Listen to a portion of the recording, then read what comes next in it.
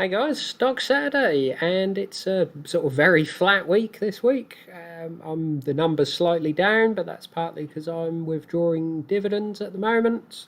So I had a couple £100 sort of backed up in dividends from the last few weeks, and then Stellantis, the big one, came today. So that was about £750. It's looking like I would have actually been better off selling out and buying back in. So I am going to do some more research into that sort of for the future when larger sort of dividends start coming in. It may be better when they're not in the ISA to sell out and buy back in after the dividend date and not get the dividend, basically. But yeah, we'll do some research on that, certainly. But yeah, so about £1,000 withdrawn, and the portfolio's down about £1,000. So it's a bit of a bumper earnings week. A load of mine all seem to have come out in the last week, and I can't really cover them all sort of in any great detail, so I've decided to split them up and do sort of some this week, some next week. Obviously next week they'll be slightly out of date, but not too bad. So this week decided to go with the car makers, Stellantis themselves, one of my biggest positions. Numbers look reasonably good. This isn't quarterly results because they don't do actual sort of quarterly earnings. They do half yearly, but every quarter they do give shipment numbers and revenue. So sort of gives you a reasonable idea, unless costs have sort of drastically gone up. This sort of last couple of times has translated into very, very good numbers. So what we had been seeing before is sort of slightly falling sales, but higher revenue, so selling fewer cars at a higher price. But compared to Q1 2022, which admittedly was sort of a poor quarter, a fairly sort of poor last year in terms of shipments because of the semiconductor shortage, it's increased since then. So a bit of an easy comparison from last year, but even so, 8% up on combined shipments, 7% up on consolidated, and 14% up on revenue. So they're still increasing prices since last year, which is pretty good, and 47 billion euros in revenue for a quarter. So that's all-time highs, I believe, which is very good. This is sort of partly the cars that they're selling, partly increasing the price, FX as well, slightly, and other bits and pieces. So 41 billion in Q1 last year and 47 billion this year. I'm hoping that translates to a very nice profit figure, and at some point people may start sort of taking notice of Stellantis. It seems to be crazy, but yeah, just looking at their sort of breakdown per region. So North America's seen a bit of a rise in shipments and sort of a reasonable rise in revenue, about 10%. Enlarged Europe, sort of similar, slight rise in shipments, and again, about 10% increase in revenue. The Middle East, because they have their sort of joint venture, that's sort of slightly different numbers, including the joint venture. It's up sort of a fair bit on last year, and revenues up about 55%. So very nice. So quite a lot of that is in Turkey, which is interesting with their FX rates at the moment. Quite a lot of sort of FX translation issues going on there with very, very, very high inflation. So yeah, interesting over there. South America, slightly similar story to the others, but not quite as much of an increase in revenue. Not the end of the world, of course.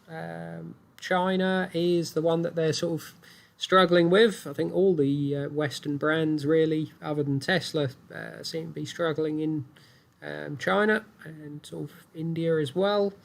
Again, sort of joint venture in there. That seems to be the only way to get into China. But reasonable numbers. The joint venture numbers sort of slightly come down, but their own numbers ever so slightly up, and revenue up sort of about 10%. So that's fair enough. And Maserati looking very, very nice. Sort of nearly a double in shipments, and yeah, nearly 75% up on revenue. So that's very nice. And they've got a few notes on their sort of North America push for the electric side. Still a lot later than I would have hoped for. Sort of end of 2024, they're saying. I kind of hope they might have had sort of something out this year, but there you go. But the Ram truck, the 1500 Revolution, for late 2024.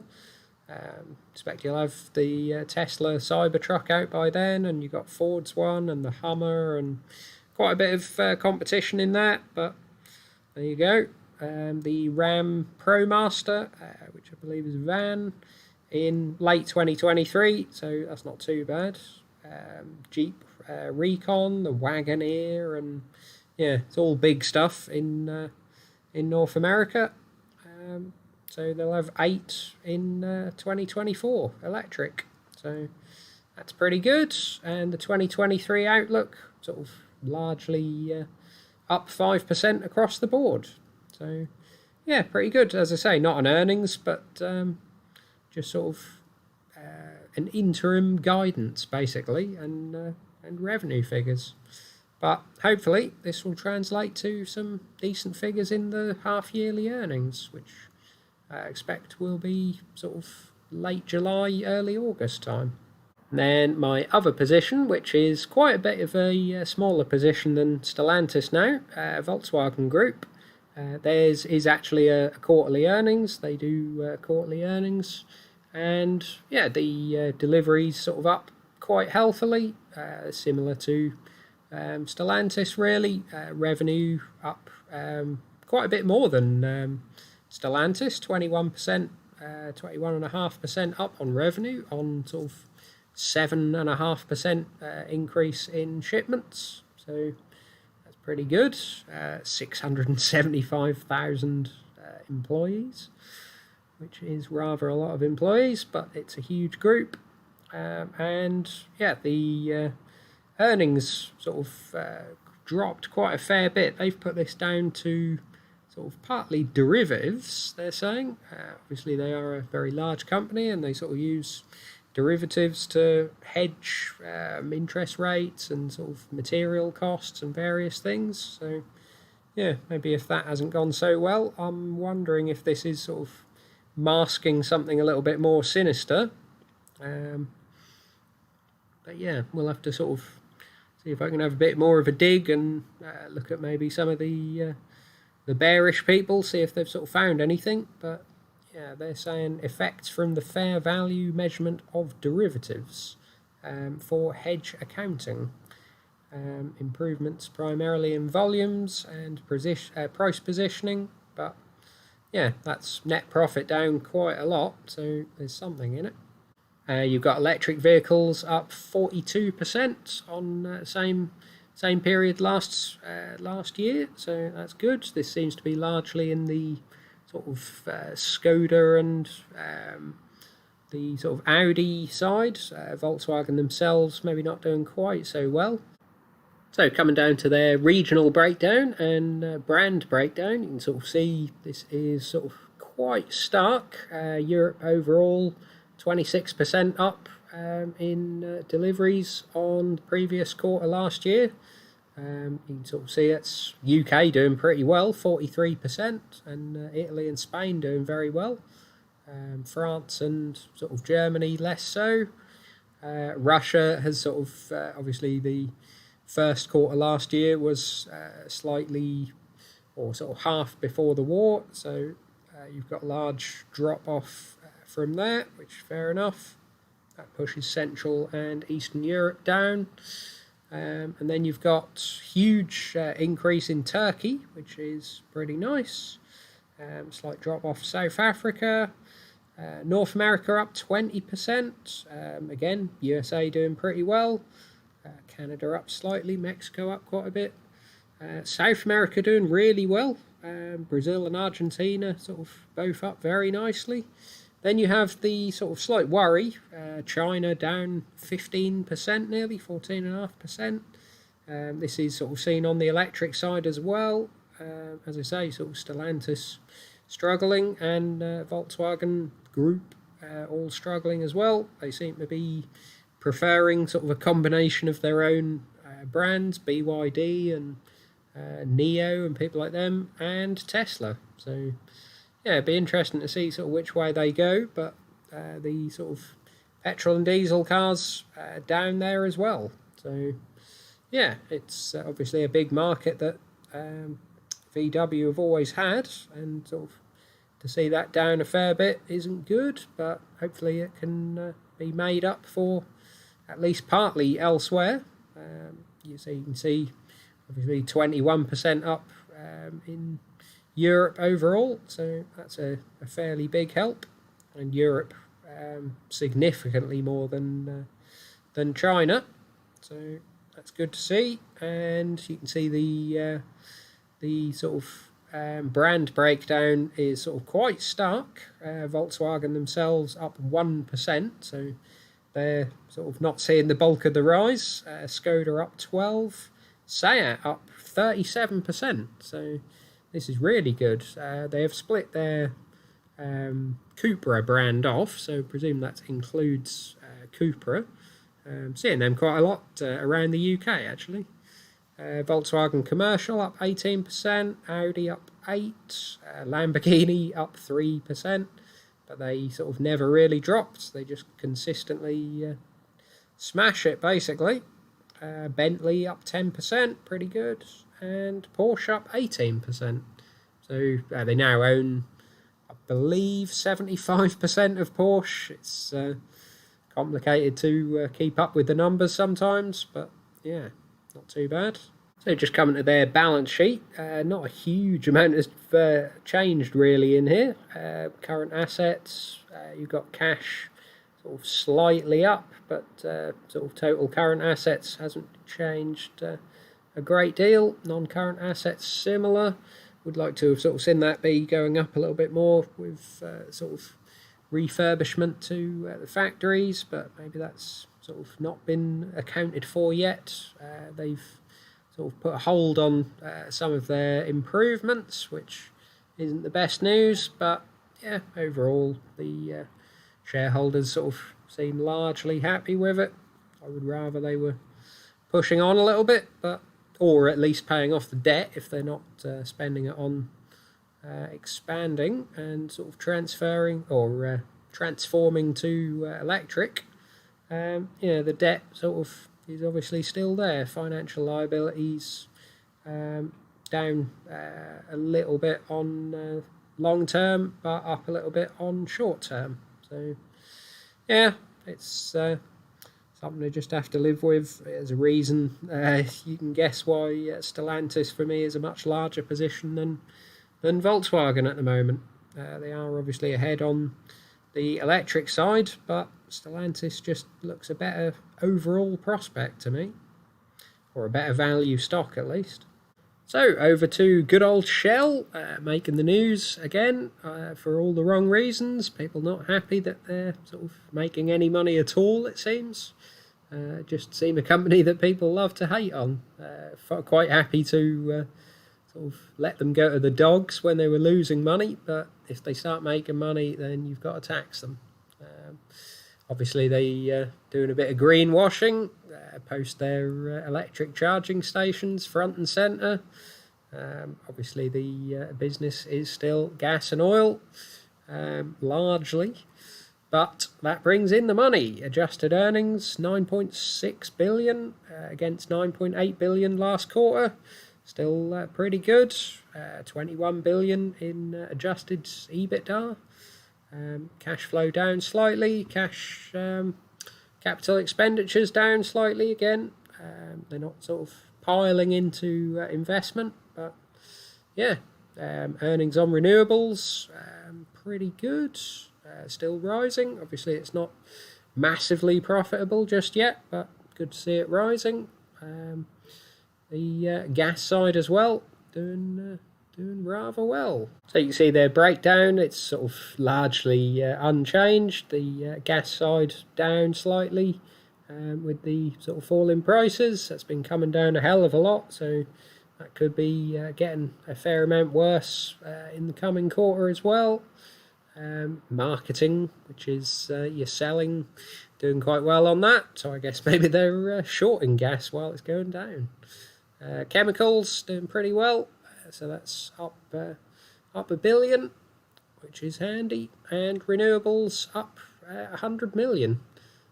Corporate down slightly, but yeah, overall it's largely sort of unchanged. So I thought they might have been paying off a little bit more of the debt. It's sort of been coming down since Q3 last year, but yeah, they haven't bothered with that. They're certainly spending it on buybacks. 4 billion in share buybacks announced to be completed by Q2. So that's pretty good. Dividends as well, of course. Total shareholder distributions at 12 billion for the first half of 2023. 2023 cash capital expenditures at 23 to 27 billion. So not too bad. Obviously still investing pretty heavily. And you come down to the renewables, which would kind of hope this was going up a little bit more. They haven't got anything new under construction. That's just sort of moved into some slight rounding errors, I think, here. Some moved into operation, and the under construction has come down slightly. So doesn't look like there's anything new this quarter, but yeah, hopefully it can sort of increase slightly.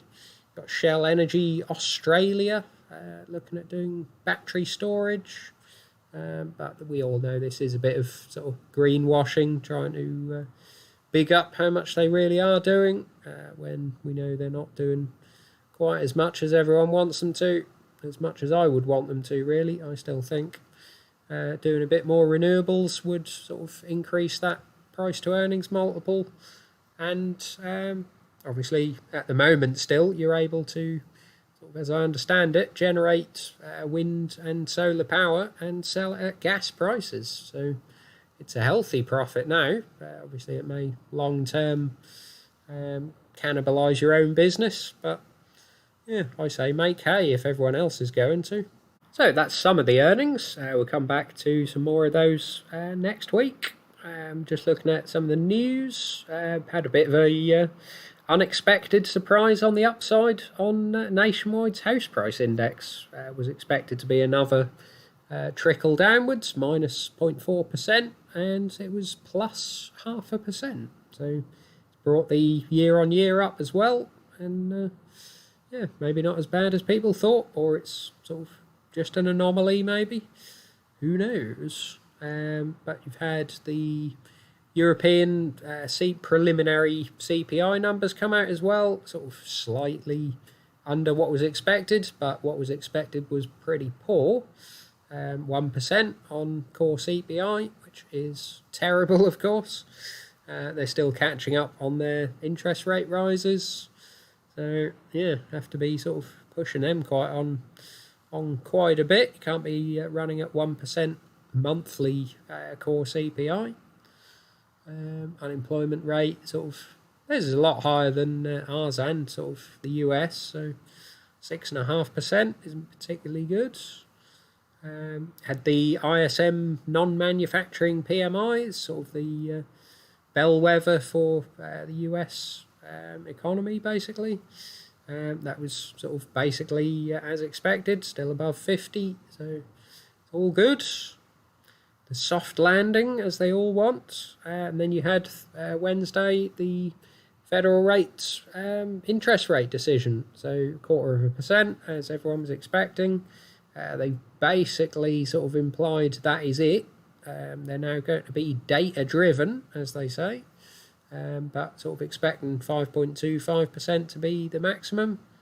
and we'll see sort of what happens if we start getting a recession or sort of just inflation coming down. Then they might start cutting rates. They're saying they're not going to all year, but we all know they've said things before. So see what they do. Not a lot on Thursday. You just had the ECB, European Central Bank, put their rates up 0.25%, same as the US. R1 is this coming week, and yeah, jobs numbers were sort of pretty much as expected. But then Friday you had the big job numbers, the non-farm payrolls, and that smashed it. 253,000 jobs against sort of 180 expected. I'm sure people will be sort of digging through these to see whether it's part-time jobs and sort of how it's all sort of broken down, but the headline number is certainly up.